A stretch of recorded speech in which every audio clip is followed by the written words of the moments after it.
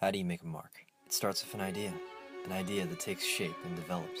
Doesn't matter how small, as long as it makes a difference, it's worth it.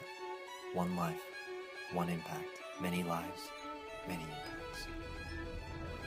I make my mark by educating the public on over-the-counter medications.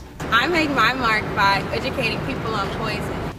I make my mark by exploring the field of pharmacy within the military. I make my mark by improving the electronic medical record. I make my mark by educating patients how to use their asthma medications. I make my mark by educating patients about diabetes. I make my mark by bridging the gap between different cultures. Ni hao, ¿cómo puedo ayudarte? I make my mark by scripting your future. I make my mark by helping the elderly pick their Medicare Part D plans.